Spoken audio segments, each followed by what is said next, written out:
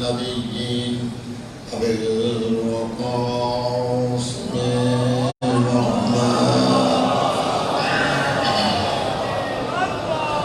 وآله الطيبين الطاهرين المعصومين المنتجبين المنتخبين ولعنة الله على أعدائهم وغاصبي حقوقهم ومنكري فضائلهم أجمعين. أما بعد، قال الله سبحانه وتعالى في كتابه المجيد وفرقانه الحميد: بسم الله الرحمن الرحيم. إن الله اصطفى آدم ونوحا وآل إبراهيم وآل عمران على العالمين. درود پڑھ لیں محمد وآلہ.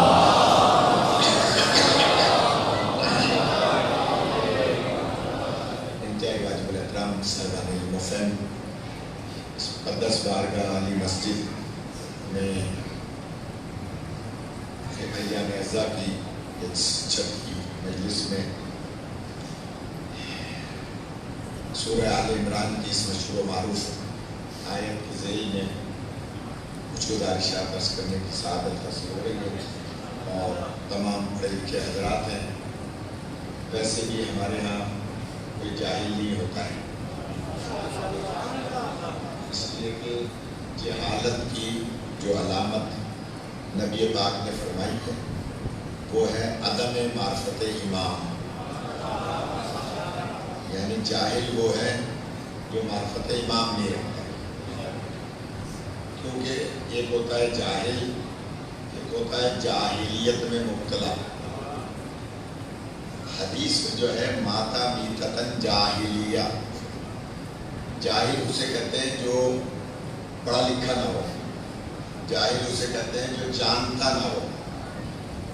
جاہلیت میں مبتلا وہ ہوتا ہے جو جان کے مانتا نہ ہو.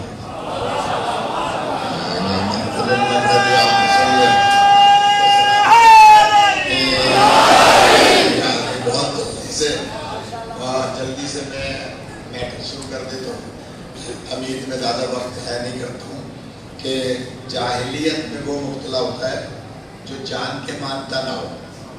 اب میرا سوال ہے، ذاکر نائک جانتا ہے کہ نہیں جانتا کہ مولا حسین کون ہے؟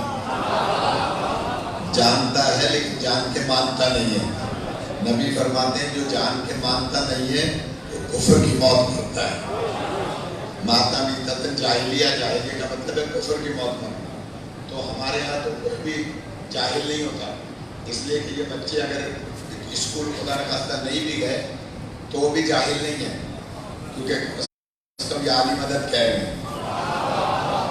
جو معرفت امام رکھ رہا ہے وہ جاہل نہیں ہے. تو آپ سب عالم ہیں، چھوٹے بڑے جتنے تشریف فرمائیں، بزرگ حضرات، بچے جوان، سب عالم ہیں. اس لیے کہ معرفت امام، ہاں درجے ہر کے اپنے اپنے.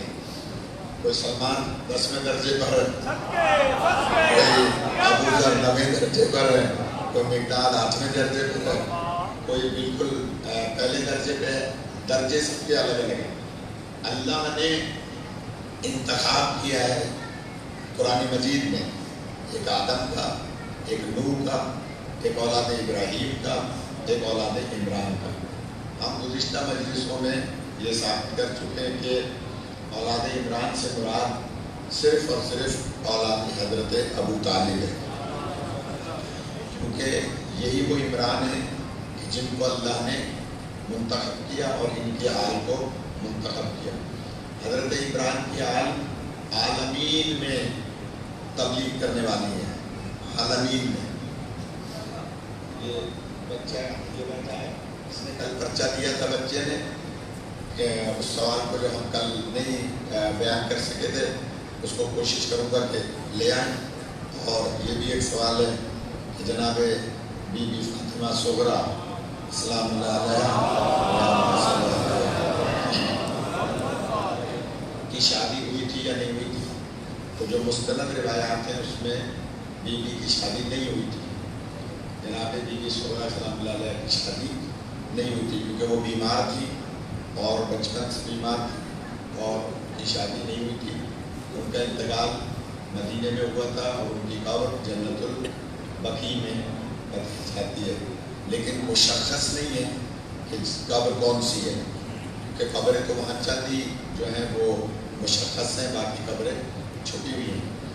तो दूसरा सवाल जो इस बच्चे ने पर्चा दिया था उसको मैं अपने मौजू में लाने की कोशिश करूँगा कि अल्लाह ताला ने आलमीन में इंतखाब किया है आले इमरान का।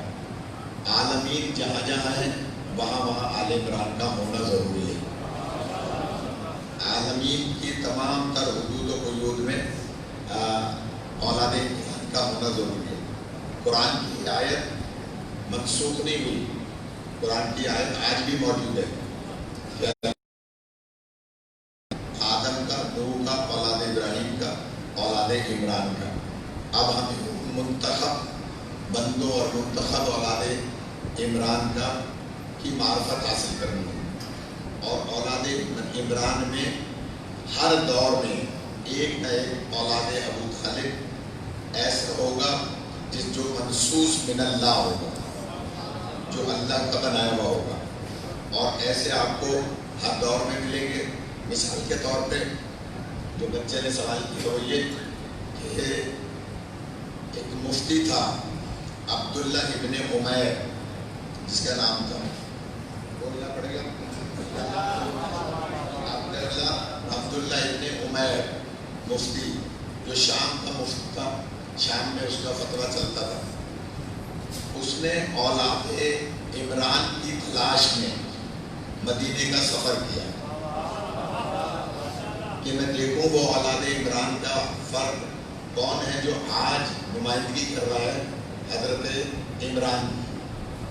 तो सफ़र करता करता जब मदीने आया, एज उसकी 120 के करीब थी, 120 साल।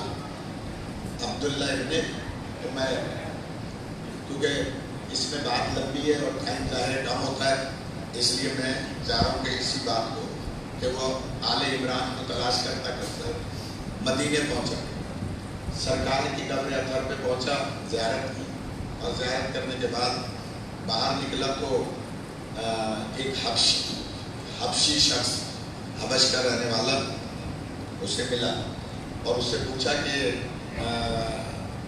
यहाँ शियों के औलाद इमरान में से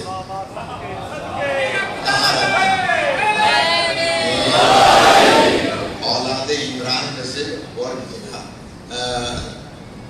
तकरीबन यहाँ मौजूद 70-75% लोगों के मैं नाम जानता हूँ इस जश्न में, इस मजलिस में बैठे हुए। तो अगर आप बोलेंगे नहीं तो मैं नाम लेके बुलवा लूँगा। मेहरबानी करें, थोड़ा सा आमादा हो जाए, खुदा सलामत रखे।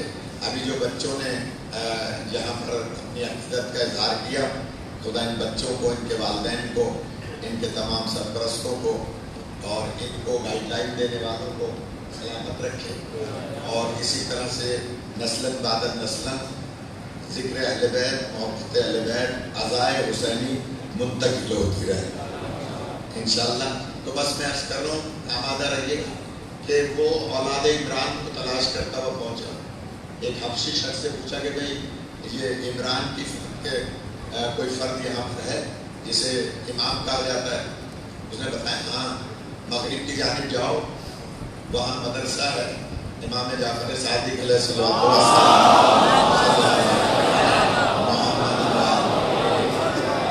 और उस मदरसे में जाके मिल लो, वो इमाम है।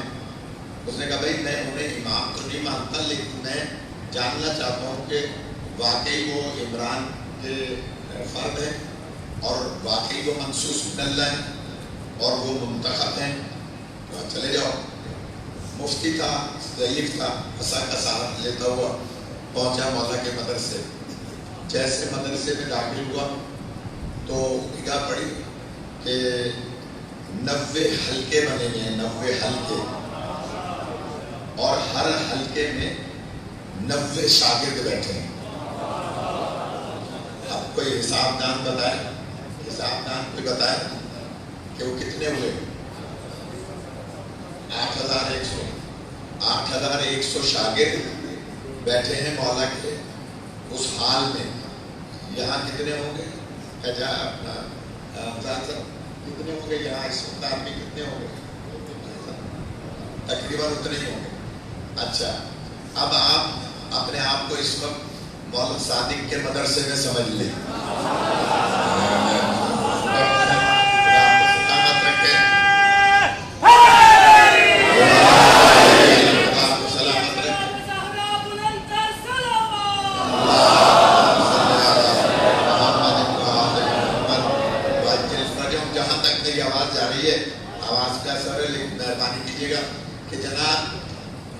شاگرد گول گول دائروں میں بیٹھے ہوئے تھے اور ہر حلقے میں 90 شاگرد تھے اور 90 حلقے تھے.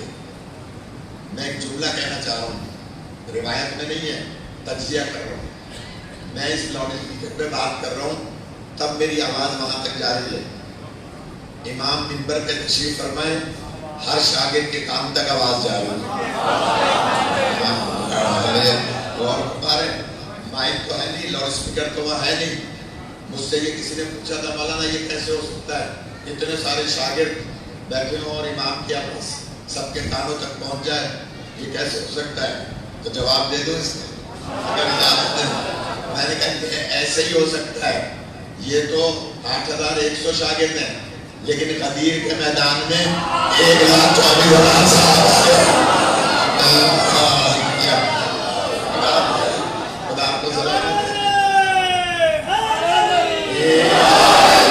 قدیر میں تو 1,24,000 کے قریب صحابہ تھے اور سرکار نے پالان کا منبر بنایا تھا اور خطبہ دیا تھا. چھوٹا خطبہ نہیں تھا, اتنا طویل خطبہ دے کے مولا بنایا تھا. تو سارے صحابہ کے کانوں تک کیسے آواز پہنچ گئی؟ سوال ہے, سارے صحابہ کے کانوں تک کیسے آواز پہنچی؟ بتا دوں کیسے پہنچی. ایسے پہنچی کہ اللہ نے نبی اور امام کو یہ طاقت دی ہے کہ وہ ہوا اور فضا پہ دسترس رکھتے ہیں.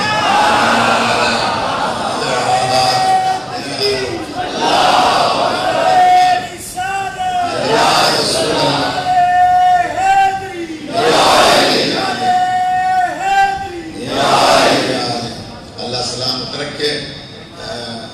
میں روز ہی کہہ رہا ہوں کہ فیصل آباد شہر میں ایسے صدیق اور پیدا ہو جائیں.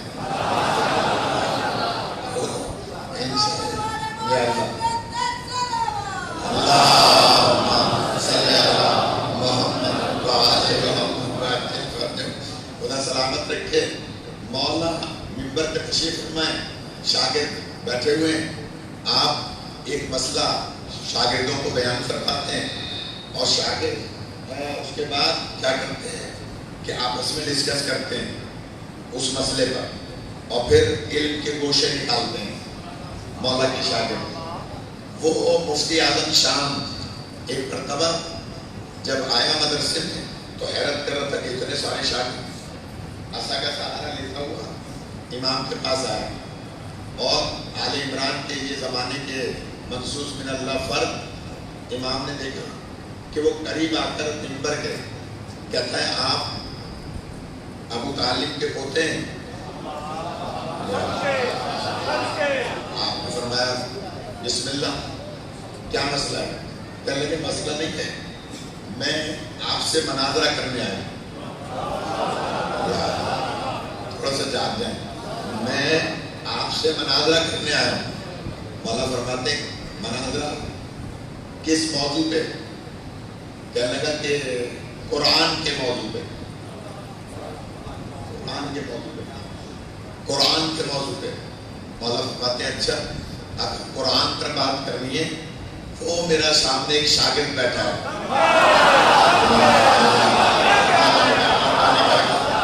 میرا شاگرد بیٹھا ہے, نام ہے اس کا ابن تغلب.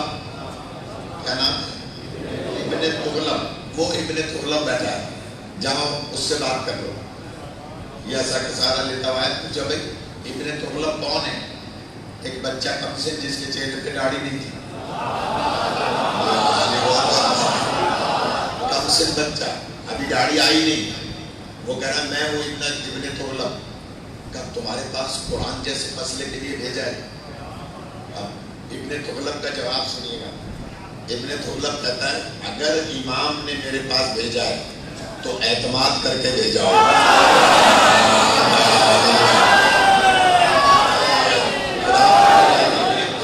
خدا زندگی عطا فرمائے. خدا سلامت خدا زندگی دے. خدا نظر بد سے بچائے تمام حضرات کو.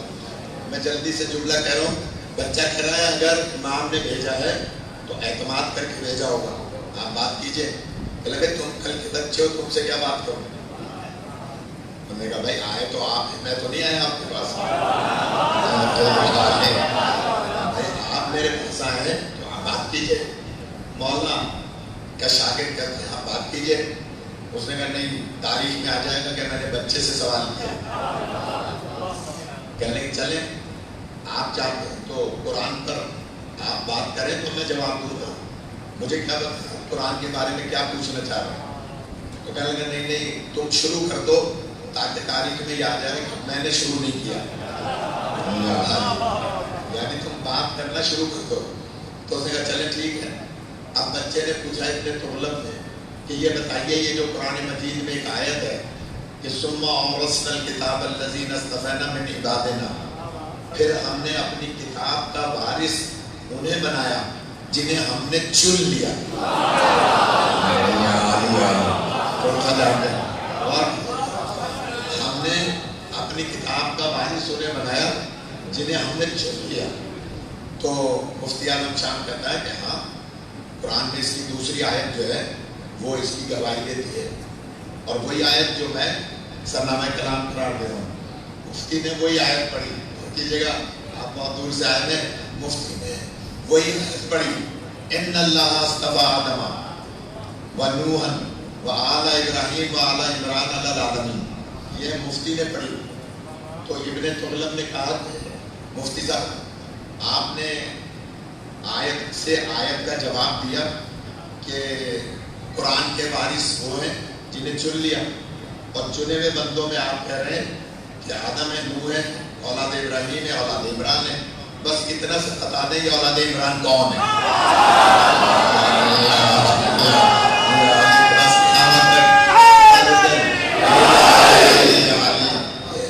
اولاد عمران کون ہے بس اتنا سے بتا دیں. مفتی اعظم شام کے پسینہ آ گیا پیشانی پر, الٹے پیر واپس ہوا اور آخر امام سے کہتا ہے کہ یہ شاگرد تو آپ کا بہت دانا ہے. مولا فرماتے ہیں کس مسئلے پہ بات کرنی ہے؟ کہنے لگے مجھے بات کرنی ہے علم فلسفے پہ. فلسفے پہ. مولا فرماتے ہیں وہ میرا شاگرد بیٹھا ہے عبداللہ, اس سے جا کر بات کر لو. آیا پوچھتا ہوا بھائی عبداللہ کون ہے؟ کھڑا ہو گیا بچہ کہ میں. فرمائی سنیے گا خدا را. کہنے لگے تم فلسفے پہ بات کرنا چاہتے ہو تو یہ بتاؤ. بچے نے کہا یہ بتاؤ کہ آپ کا مسلک کیا ہے. مسلک کیا ہے آپ کا مسلک کیا ہے؟ تو کہنے لگا میرا وہی مسلک ہے جو شام کے حاکم کا تھا. میرا وہی مسلک ہے جو شام کے حاکم کا تھا. تو عبداللہ کہتا ہے پھر تو آپ فلسفے کی بنیاد ہی سے واقف نہیں. اگر فلسفہ بحث کرنا چاہتے ہو آپ فلسفے پہ تو آپ تو فلسفے کی بنیاد سے واقف نہیں. بچہ کہہ رہا ہے فلسفے کی بنیاد سے واقف نہیں ہے. مفتی اعظم شام کہتا ہے کیا مطلب؟ اس نے کہا فلسفے کی بنیاد یہ ہے, اس کے اصولوں میں سے ایک اصول بنیادی ہے کہ اگر دو لڑنے والے آپس میں لڑ رہے ہیں تو دونوں میں سے ایک حق پر ہوگا ایک ناحق پر ہوگا, یا یہ بھی ہو سکتا ہے کہ دونوں ناحق پر ہوں اور لڑ رہے ہوں, بلا وجہ لڑ رہے ہوں. دونوں ناحق پر ہوں اور لڑ رہے ہوں. یہ نہیں ہو سکتا کہ دونوں حق پر ہوں اور لڑ رہے ہوں. خدا کا سلام کرے.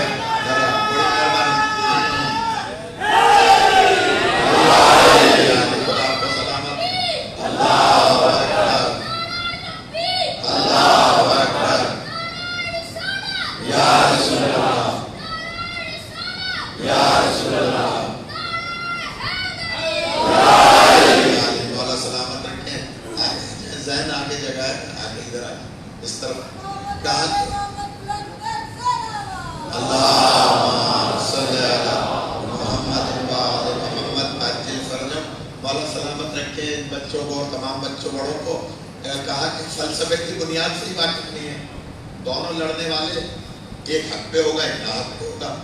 تم جس مسلک سے تعلق رکھتے ہو اس میں علی کو بھی حق پر مانتے ہو اور یزید کے باپ کو بھی حق پر مانتے ہو. تو یہ تو نہیں ہو سکتا کہ دونوں حق پر ہوں اور لڑ بھی رہے ہوں. پھر پسینہ آیا، گھبرایا کہ یہ سب سارے شاگرد بہت دانا ہے.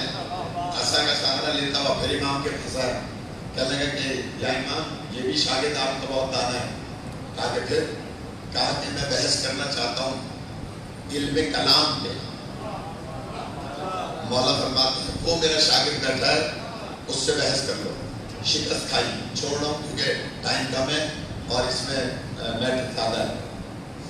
علم کلام پہ شکست کھائی شاگرد سے. پھر آ کے کہتا ہے میں علم حدیث پر بحث کرنا چاہتا ہوں. مولا نے فرمایا فلاں شاگرد کے پاس جاؤ. اس بچے نے ایک ہی بات میں اس کو شکست دے دی. اس نے کہا یہ بتاؤ حدیث گھر والے صحیح بتائیں گے یا باہر والے صحیح بتائیں گے؟ سلامت کہ حدیث نبی گھر والے صحیح بتائیں گے یا باہر والے. تو اسی میں شکست کھا کے آ گیا. 7 علوم پر بحث کی یکے بعد دیگرے. سب مولا کے شاگردوں نے 2-2 منٹ میں 5-5 منٹ میں ناک آؤٹ کر دیا اور وہ شکست کھا کر پھر امام کے پاس آیا اور آ کر کہتا ہے لاؤ ادھر اوپر رکھ دو، اس سے اوپر رکھ دو سنبھال کے نام لکھا ہو کہ اس سے لینے بچے سے لے کہ جناب شکست کھائی. شکست کھانے کے بعد آتا ہے امام کے پاس اور کہتا ہے کہ اب میں بحث کرنا چاہتا ہوں آل عمران کی اس اولاد کے بارے میں جسے امام بنایا گیا. یعنی خود امام سے بحث کرنا چاہ رہا ہے. امام فرماتے ہیں تم مجھ سے بات کرو لیکن یہ بتاؤ کہ تم کس موضوع پہ کرو گے، کیونکہ سارے موضوع پہ تو شکست کھا لی. کہہ لے کہ اب موضوع پہ کروں گا میں آپ کے کہ آپ امام کیسے ہیں.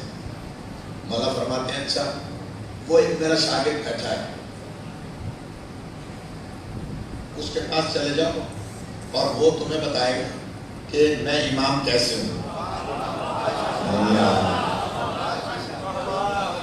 اس وقت میرے ذہن میں نام نہیں آ رہا، بھی آ جائے گا کیونکہ یہ اس نے پرچہ کر لیا تھا کہ میرا کوئی شاگرد بیٹھا ہے اس کے پاس چلے جاؤ اور وہ تمہیں اس کا مسئلہ بتائے گا. آیا پوچھتا ہوا، جو امام نے نام بتایا تھا وہ پوچھتا ہوا آیا. اب جب پہنچا تو وہ بچہ 11 سے 13 سال کے درمیان کا 11 سے 13 سال کے درمیان. اس بچے سے کہا بھائی امامت کے موضوع پہ، عمران کی آل کے موضوع پر، اور آپ اتنے کم سن. تو وہ داڑھی بالکل تھی نہیں، اس پہ آئی نہیں تھی، داڑھی موڑی بھی نہیں تھی، آئی نہیں تھی. لہٰذا وہ کہنے لگا کہ بسم اللہ اب بات کیجئے امام کے بارے میں کیا بات کرنا چاہتے ہیں. کہنے لگے نہیں بتاؤ یہ منصوص من اللہ کیسے ہیں، یہ اولاد عمران کیسے ہیں. تو اس نے کہا کہ آپ سوال کریں. کہا نہیں سوال بھی تمہیں کرنا ہے، تم سوال کرو. تو بچے نے کہا کہ چلیں اب آپ بحث کر رہے ہیں تو میں سوال کر لیتا ہوں. کہا کرو. اب ذرا غور فرمائیے. بچہ کہتا ہے مولا کا شاگرد، اور مولا نے اس بچے کے لیے بھی نام یاد آ جائے گا. اس بچے کے لیے مولا نے فرمایا تھا کہ جب کبھی میں صادق تمہیں نہ ملوں تو تم اس سے مسئلہ پوچھنا، سمجھنا مجھ سے پوچھنا. اس بچے سے مسئلہ پوچھنا سمجھنا مجھ سے پوچھا ہے. لہذا مولا اس بچے کو اپنا بیٹا کر دے گا. حالانکہ وہ سید نہیں ہے لیکن مولا اسے اپنا بیٹا کر دے گا. خیر بچے نے کہا آپ اگر ضد کر رہے ہیں، بحث کر رہے ہیں تو میں آپ سے سوال کر لیتا ہوں. کہا کہ ہاں کریں. اب غور کیجیے گا خدا. بچہ کہتا ہے کہ یہ بتاؤ اللہ تعالی ہماری عقلوں سے زیادہ واقف ہے یا ہم خود زیادہ واقف ہیں؟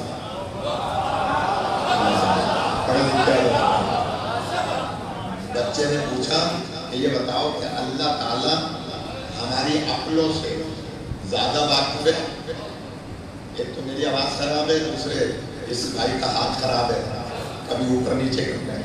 تو میں ایک جملہ کہہ رہا ہوں کہ جناب یا تو یہ بتاؤ کہ اللہ تعالیٰ ہماری عقلوں سے زیادہ واقف ہے یا ہم واقف ہیں؟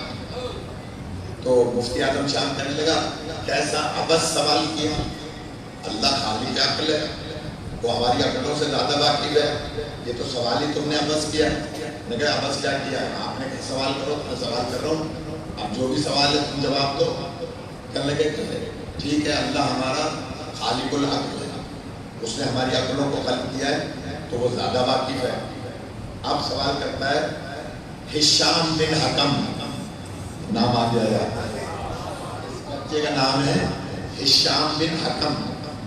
ایک ہشام بن عبد المالک ہے، وہ دشمن اہل بیت ہے. اس بچے کا نام یاد آ گیا، ہشام بن حکم. کیا نام؟ ہشام بن حکم. حکم یہ بچہ کہتا ہے کہ جناب آپ نے بتایا کہ اللہ عقلوں سے زیادہ واقف ہے، تو اب میرا دوسرا سوال یہ ہے کہ اگر ہماری اور آپ کی عقلوں میں اختلاف ہو جائے تو اس اختلاف کو دور کون کرے؟ آج تھوڑی تحقیق جانا پڑے، بہت سارے لوگ نہیں پہنچ رہے، میں دیکھ رہا ہوں. اگر ہماری عقلوں میں اختلاف ہو جائے تو اس اختلاف کو دور کون کرے؟ مفتی اعظم شاہ کہتا ہے کہ عقلوں کے اختلاف کو دور کرنے کے لیے اللہ تعالیٰ نے آدم سے لے کر خاتم علیہ السلام تک انبیاء بھیجے، وہ عقلوں کے اختلاف کو دور کرتے ہیں. ہشام مطمئن ہوا کا بہت اچھا جواب ہے، آپ مفتی اعظم شاہ میں جواب بہت اچھا ہے. لیکن اب بتائیں مجھے، اگر نبی آخر الزمان کے بعد عقلوں میں اختلاف ہو جائے اسے دور کون کرے؟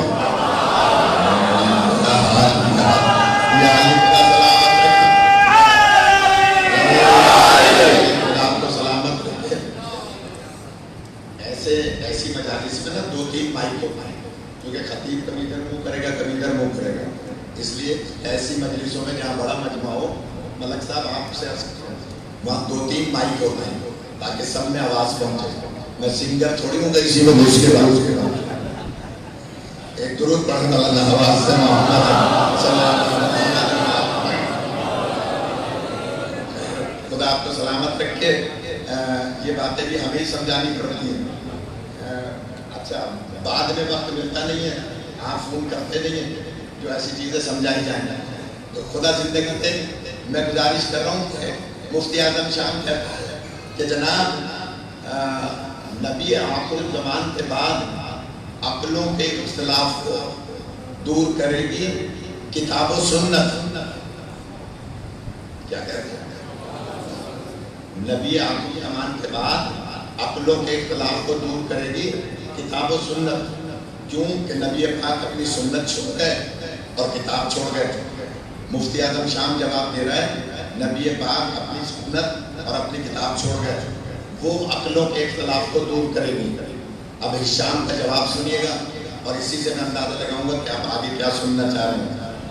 ہشام نے جواب میں کہا اے مفتی اعظم شام، اگر کتاب و سنت عقلوں کے اختلاف کو دور کر سکتی تھی تو آپ شام سے مدینے کو لینے آئے.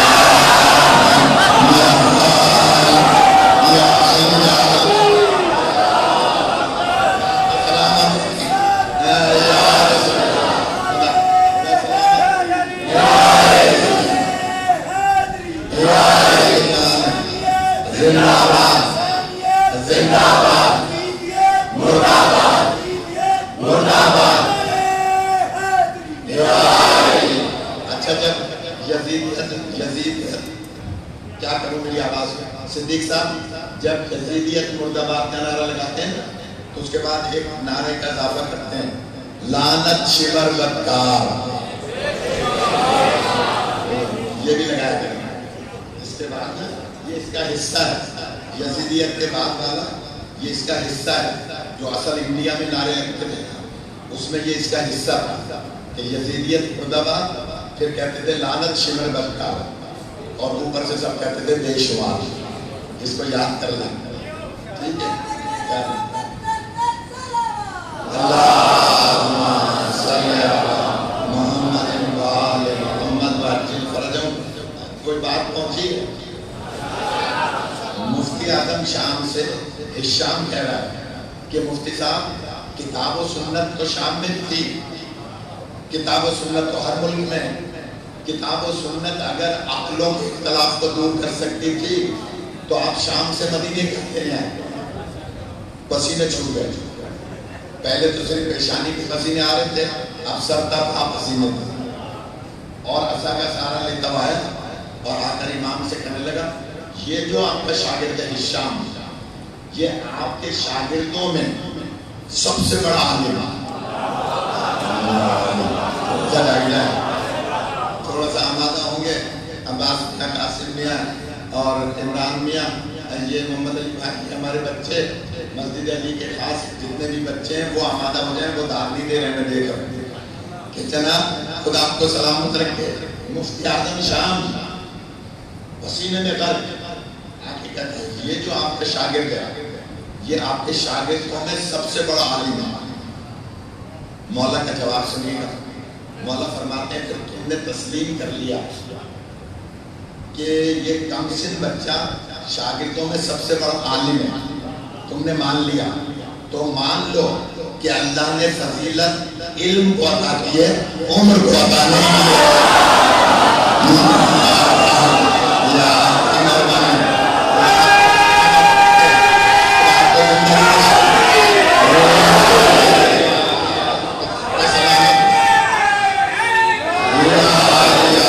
سلامت رکھیں جو باہر تک زندہ رہیں. خدا سلامت.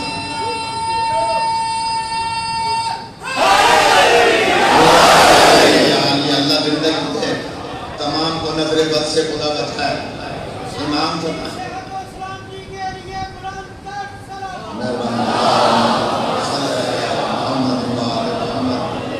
خدا سب کو سلامت رکھے. میں جلدی سے جملہ کہہ رہا ہوں. مولا فرماتے ہیں کہ اللہ نے فضیلت عمر کو نہیں دی ہے، علم کو دی ہے. عمر کو فضیلت نہیں ہے. اگر عمر کو فضیلت، میرا جملہ امام ہے، اگر عمر کو فضیلت ہوتی تو بیٹا آیا تب آپ کے پاس. اور باپ نے کہا تھا کہ تم میں کیا صلاحیت تھی، کیا فضیلت تھی جو تمہیں خلیفہ بنا لیا. تو بیٹے نے کہا کہ فضیلت تو نہیں تھی، عمر میں بڑا تھا. کہ اگر تم عمری کو فضیلت سمجھتے ہو تو میں تمہارا باپ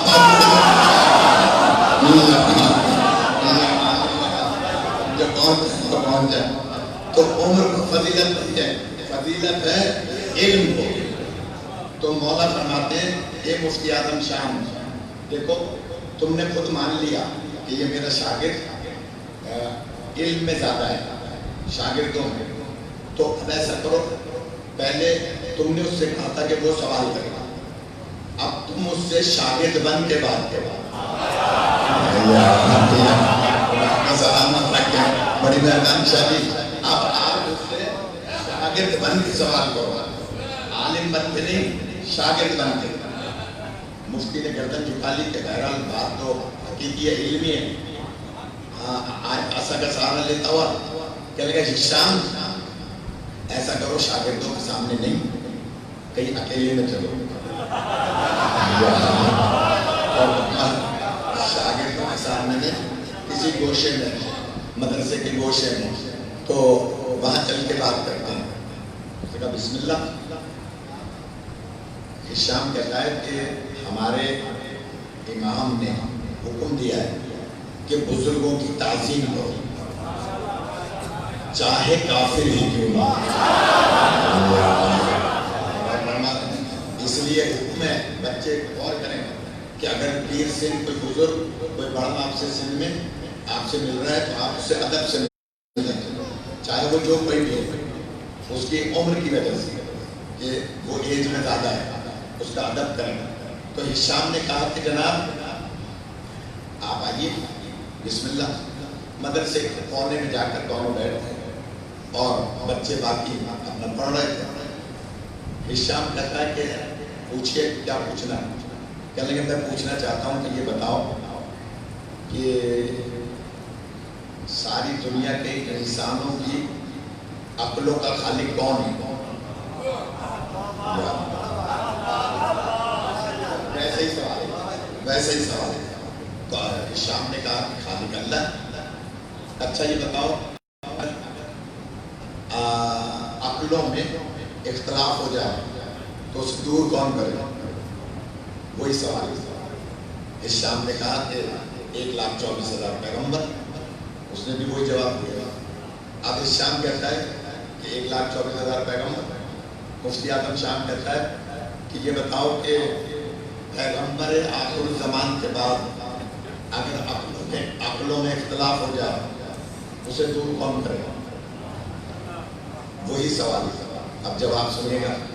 ہشام کہتا ہے بچہ پیغمبر آخر الزمان کے بعد عقلوں کے اختلاف کرنے والے پہلے کا نام بتاؤں یا موجودہ کا نام بتاؤں؟ سلامت رکھیں آپ کو زندگی. پہلے کا نام بتاؤں یا موجودہ کا نام بتاؤں؟ پہلے کا نام بتاؤں یا موجودہ کا؟ اس نے کہا پہلے کا بھی بتاؤ موجودہ کا بھی بتاؤ. ہشام نے کہا پہلے کا نام ہے علی بن ابی طالب. عمران کے پہلے فرد کا نام ہے علی بن ابی طالب اور موجودہ کا نام ہے امام جعفر صادق علیہ السلام. خدا سلامت رکھے. درود پڑھ لیں امام کی ذات پہ سلام.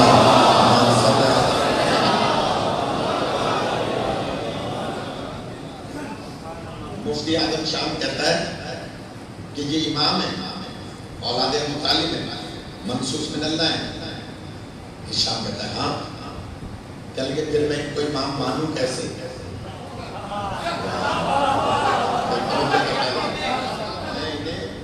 امام مانوں کیسے؟ تو ہشام نے کہا ان کی صحبت میں رہو, ان کی خدمت میں رہو, صحبت میں رہو, خود ہی ماننے لگو.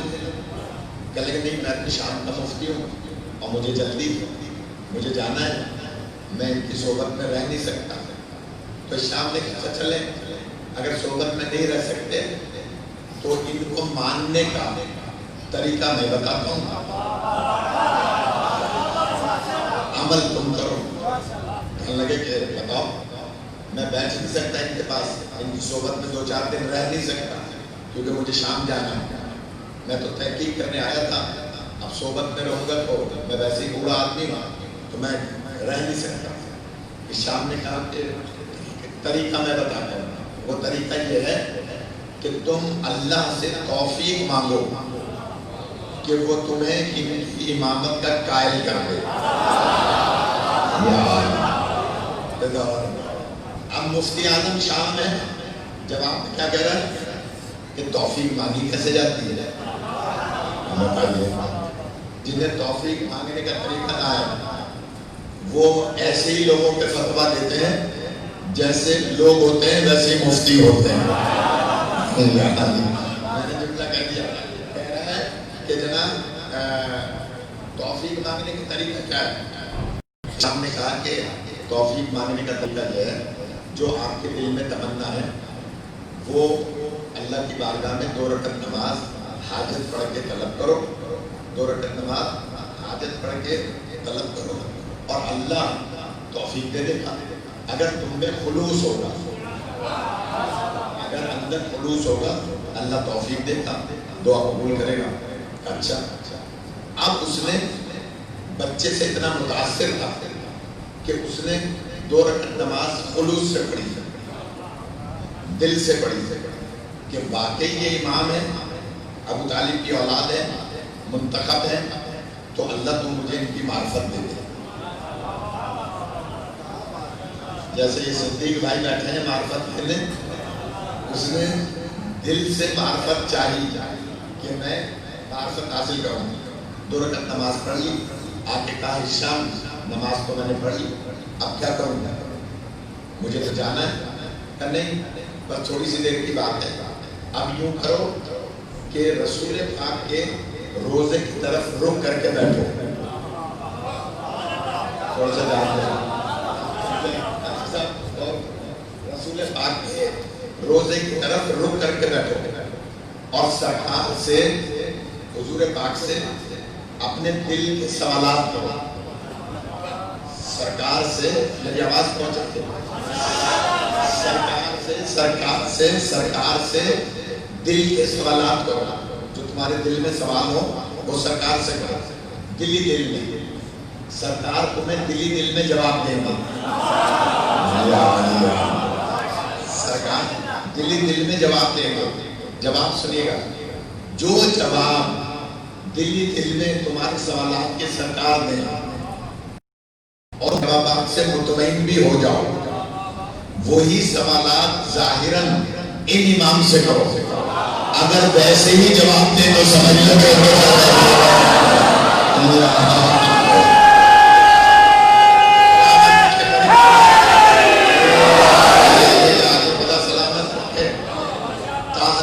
جو مومنین تشریف فرمائے خدا سب کو سلامت رکھے. اور میں دل سے دعا دے رہا ہوں. عجیب و غریب بات ہے بھائی کہ بہت کم ایسا ہوتا ہے. یہ دو مذہب ساتھ ساتھ بیٹھے ہیں تو دونوں سے اللہ صلی اللہ محمد محمد واجل فرجم. جی بسم اللہ. ماننے علی لا دوست دارم خلق کو ادھر آفزی. میں علی میں دوست رکھتا ہوں کہ لوگ ملو رافضی کہندے ہیں. ماننے علی لا دوست دارم خلق کو ادھر آفزی. بس خدا و مصطفیٰ جبریل باشد رافضی. کل ایمان حق نارائے اللہ سلامت رکھیں. اصل میں ٹائم کم ہے, بات ذرا بھی لمبی ہے, تو یہ اس بچے سے سوال کر لیا تو مجھے یہ بات یاد آ گئی کہ جناب مفتی اعظم شام بیٹھا رخ کر کے روزہ رسول کی طرف اور دل میں سوالات کیے.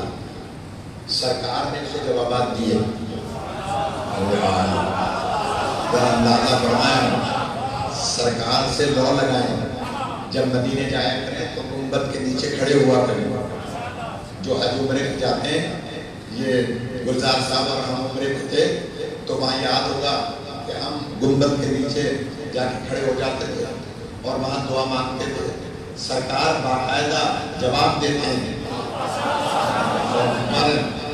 آپ کا اندر صاف ہو, متوے آ جاتے ہیں. وہ متوے آ جاتے ہیں اور آ کر کہتے ہیں کہ سرکار کی طرف رخ مت کرو, سرکار کی طرف رخ نہیں کرو. ایک دفعہ ایک متوے نے مجھے پکڑ لیا گریبان سے اور کہنے لگا کہ یہ کیا تم ہاتھ اٹھا کے گنبد کی طرف دعا کر رہے ہو. میں نے کہا پھر کس طرف کرنا؟ کہنے اللہ کی طرف کرو. کیا کہا؟ اللہ کی طرف رخ کر کے دعا کرو. کیا کہا؟ اللہ کی طرف رخ کر کے دعا کرو. تو میں نے اس سے کہا اللہ کی طرف کون سی ہے؟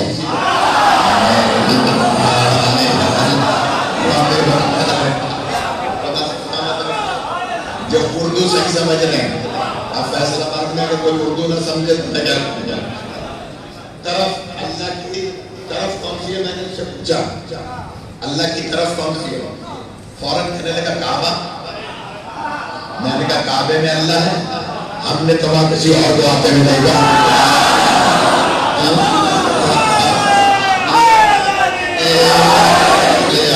آپ کو سلامت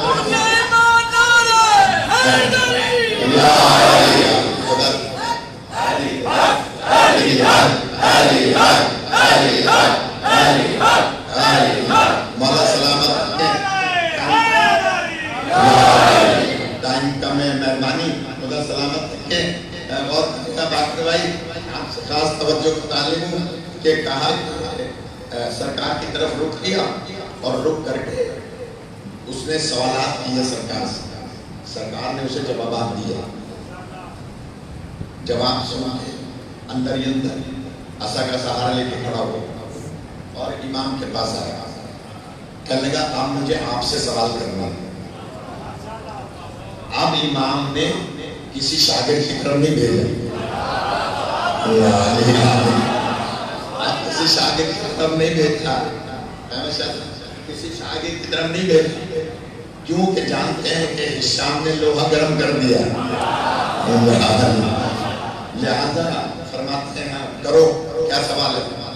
کہنے لگا میرا سوال یہ ہے، پیچھے والوں کو آواز پہنچ کے مہربانی مالا سلامت رکھیں. کہتا ہے مفتی شام کہ یا امام یہ بتائیں کہ جب میں اپنے گھر سے چلا تھا شام سے تو کیا کام کر کے چلا تھا؟ امام فرماتے ہیں تم جب گھر سے نکلے تھے تو ایک لال رنگ کا رومال اور اس میں تم نے کچھ اشرفیاں رکھی اور وہ اشرفیاں اپنی زوجہ کو دی اور کہا تھا کہ ان کو دھیان سے خرچ کرنا جب تک کہ میں واپس آؤں. لال رنگ کے رومال میں تم نے اشرفیاں دی تھی اور کہا تھا کہ دھیان سے خرچ کرنا جب تک کہ میں واپس آؤں. ایک دفعہ پھر دوہرا رہا ہوں، اس میں راز ہے. امام فرماتے ہیں کہ تم نے لال رنگ کے رومال میں اپنی زوجہ کو کچھ اشرفیاں دی اور کہا، مولانا نے تعداد بھی بتائیے، اس وقت میں بھول رہا ہوں، کہ وہ اشرفیاں تم نے دی کہ اس کو دھیان سے خرچ کرنا جب تک کہ میں واپس آؤں. یہ بات ذہن میں آ گئی؟ کہتا ہے ہاں صحیح فرما رہے ہیں. کہا کہ پھر تم 5 افراد کے ساتھ سفر پہ چلے، تمہارے ایک ساتھی کا انتقال ہو گیا دوران سفر، اس کی بڑی مشکل سے تم نے تجہیز و تدفین کی. باقی 4 افراد میں سے 3 افراد نے تمہارے مزاج کی بد مزاجی کی وجہ سے ساتھ چھوڑ دیا. بتائیے وہ امام جو مفتیان کے مزاج سے واقف ہو، تب تمہارے مزاج کی بد مزاجی کی وجہ سے تمہارا ساتھ چھوڑ دیا، تم اکیلے مدینے آئے اور 3 دن تک تم نے فلاں مسافر خانے میں قیام کیا. پھر آج تم میرے جب کی قبر اطہر پہ گئے تھے، وہاں تم نے 2 رکعت نماز پڑھی اور نماز پڑھ کے تم نے میرے جد سے کہا تھا کہ اگر واقعی آپ کا کوئی جانشین اللہ کا بنایا ہوا ہے تو اس سے مجھے ملوا دے. تم نے یہ سرکار کی ذریعے پہ دعا کی. پھر تم باہر نکلے تو باہر ایک حبشی ملا تمہیں، کالے رنگ کا حبش کا کہنے والا. اس سے تم نے پوچھا کہ شیعوں کے امام آل عمران کی اولاد کہاں رہتے ہیں؟ اس نے میرے مدرسے کا پتہ بتایا. تم روضہ رسول سے لے کے میرے مدرسے تک 7 مقامات پر بیٹھتے ہوئے آئے.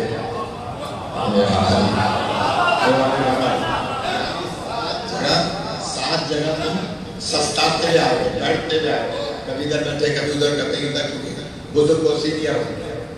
اب جب تم میرے مدرسے میں داخل ہو رہے تھے، اب سنیے گا آخری بات پر، جب تم میرے مدرسے میں داخل ہو رہے تھے تو ایک پیر تمہارا مدرسے کے اندر تھا، ایک پیر مدرسے کے باہر تھا.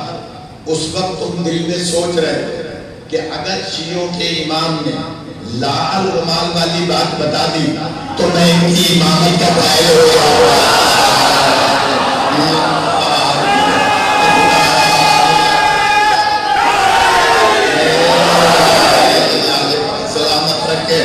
خدا زندگی کتاب ہے یار، خدا سلامت ہے. خدا سلامت رکھے. تم نے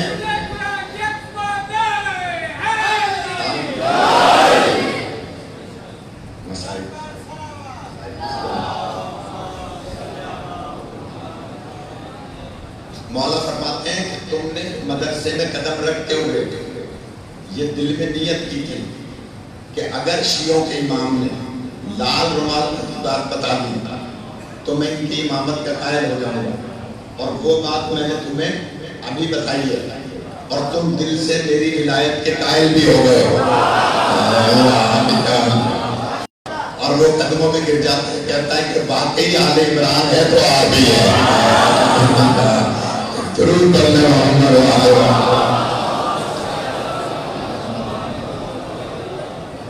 خدا سلامت رکھے، اس پیغام اہل بیت کے کسی غم میں مبتلا نہ کرے۔ چھوٹے بڑے مائیں بہنیں بزرگ حضرات، دن تیزی سے جا رہے ہیں۔ زہرا کا لال 4 دن بعد آپ کا مہمان ہوگا اور آپ کے عزاخانوں میں شام غریبہ میں عزاخانے ٹھنڈے کر دیے جاتے ہیں۔ عزادارو، آج ہم اس شہزادے کا تذکرہ کر رہے ہیں جو جب مدینے سے چلا تھا تو صرف 10 دن تھا۔ ذرا اندازہ فرمائیں، 10 دن کا شہزادہ۔ روایت ملتی ہے کہ جناب زینب عالیہ فرماتی ہیں صغرا خدا حافظ و ناصر، جناب ام کلثوم آئی کا صغرا خدا حافظ و ناصر، پیچھے جناب رباب کا صغرا خدا حافظ و ناصر۔ جناب صغرا کہتی ہے اما رباب، یہ 10 دن کا میرا بھائی مجھے تھوڑی دیر کے لیے دے دے۔ سنیے گا، جن کی چھوٹی چھوٹی اولاد ہے، آپ جانتے ہیں کہ علی اصغر باب الحوائی ہے۔ علی اصغر کا واسطہ اللہ کبھی رد نہیں کرتا۔ جو بے اولاد ہیں وہ شہزادہ علی اصغر کا واسطہ دیا کریں۔ انڈیا کے شہر بنارس میں ایک مولانا صاحب قم میں رہتے ہیں جو بنارس کے ہیں، وہ ایران میں شاگردوں کو بتا رہے تھے کہ ہمارے شہر بنارس میں جلوس نکلتا ہے، تو وہ فرماتے ہیں کہ میں خود جلوس کے آگے آگے چل رہا تھا انتظامات دیکھتے ہوئے، جلوس ابھی پیچھے تھا، تو دیکھا کہ 10 خواتین ہندو اپنی گودوں میں چھوٹے چھوٹے بچے لیے ہوئے تھے اور دوسری گود میں، دوسرے ہاتھ میں مٹی کے کوزے تھے اور ان میں دودھ تھا۔ تو وہ عالم دین سے پوچھتی ہیں کہ علامہ صاحب یہ بتائیں علی اصغر کے بابا کا جلوس کتنی دور ہے؟ جلوس پیچھے تھا، پوچھا کہ علی اصغر کے بابا کا جلوس کتنی دور ہے؟ تو عالم کہتے ہیں میں نے ان عورتوں سے پوچھا کہ تم تو ہندو ہو، تمہارے اس جلوس سے کیا تعلق؟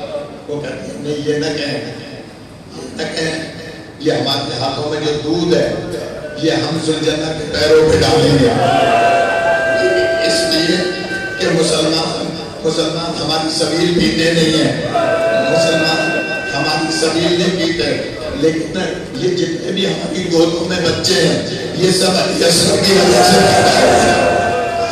ہم نے علی اصغر کی منت مانگی تھی، اب منت پوری کرنے کے لیے ہم سبیل مسلمان پیتے نہیں ہیں، ہم ذوالجنہ کے پیر پہ ڈال دیتے ہیں اور کہتے ہیں ذوالجنہ اسے قبول کر لے، کیونکہ علی اصغر کبھی علی اصغر کا واسطہ اللہ رد نہیں کرتا۔ اللہ کیسے رد کرے گا؟ یہ 10 دن کا بچہ جب اپنی بہن کی گود میں تھا تو ایک مرتبہ جناب زینب نے ہاتھ بڑھایا، جناب ام کلثوم نے ہاتھ بڑھایا، جناب رباب نے ہاتھ بڑھایا، لیکن علی اصغر گود میں نہیں آتا۔ حضرت عباس ایک مرتبہ مولا حسین کے پاس آئے، آقا 3 بیٹیاں گھر سے ابھی تک برآمد نہیں ہوئی۔ مولا گھر میں آئے، کیا دیکھا؟ علی اصغر سفرہ کی گود میں موجود ہے۔ سنے کہ مولا حسین نے ہاتھ بڑھایا لیکن علی اصغر گود نہیں چھوڑتا۔ سنے کہ جناب علی اصغر کے کان میں مولا حسین نے معلوم کیا کہا کہ علی اصغر نے فوراً گود چھوڑ دی۔ جیسے گود چھوڑی، صغرا کہتی ہے بابا میں اب علی اصغر کو لینے کی بھی ضد نہیں کروں گی، بس اتنا بتائیں آپ نے اس کے کان میں کیا کہا ہے؟ آپ علی اصغر کے جھولے کی زیارت کریں گے لیکن 2 جملے سن لیں۔ جناب مولا حسین فرماتے صغرا اگر برداشت کر سکو تو کرو۔ میں نے علی اصغر سے کہا علی اصغر رہنا چاہو تو بہن کے پاس رہ جاؤ، لیکن اتنا بتاؤ خورملا کا تیر کون آئے گا؟ خورملا کا تیر کون آئے گا؟ بس وہ منزل آئی جب مولا حسین علی اصغر کو لے کر چلے اور میدان میں پہنچے، دشمن کی صبح ہونے لگی، ہمارے ساتھ کہتا ہے خورملا حسین کے خلاف بتا کرتے اجرت من اللہ عددارو ایک مرتبہ خورملا نے تیر اٹھایا، تیر زمین پر گرا، پھر تیر اٹھایا، پھر زمین پر گرا، ایک مرتبہ ہمارے ساتھ کہتا ہے تو بڑا تیر انداز ہے. سنے گا ذرا کہتا ہے تو بڑا تیر انداز ہے. یہ تیر گر کیوں رہا ہے؟ اور اللہ کہتا ہے تجھے نہیں پتا جب میں تیر اٹھاتا ہوں خیمے کے در پر کوئی کالے کوئی آئے گی مجھ سے کہتی ہے میرا لال اجرکم اللہ. آپ جھولے کی زیارت کریں گے لیکن دو جملے سن لیں. ایک مرتبہ تیر اٹھایا اور جب تیر اٹھایا اور تیر سے ہوا ایک مرتبہ علماء نے بھیجا علی اصغر نے گردن کو اوپر کیا تیر اپنی گردن پر لیا روح خیمے کی طرف کیا اور کہا ہوگا اماں میری گردن چھوٹی ہے تیر بڑا ہے. عزادارو ایک مرتبہ مولا حسین علی اصغر کا خون لے کر آسمان کی طرف دیکھنا چاہتے تھے. آواز آئی کبھی اجناب کبھی بارش نے برسے تھی زمین کی طرف دیکھنا چاہتے تھے. زمین سے آواز آئی کبھی اجناس پیدا نہ ہوگا. حسین نے وہ خون اپنے منہ پر بھر لیا اور ایک مرتبہ رسم میں گواہی و تسلیم لیا. عزادارو ایک مرتبہ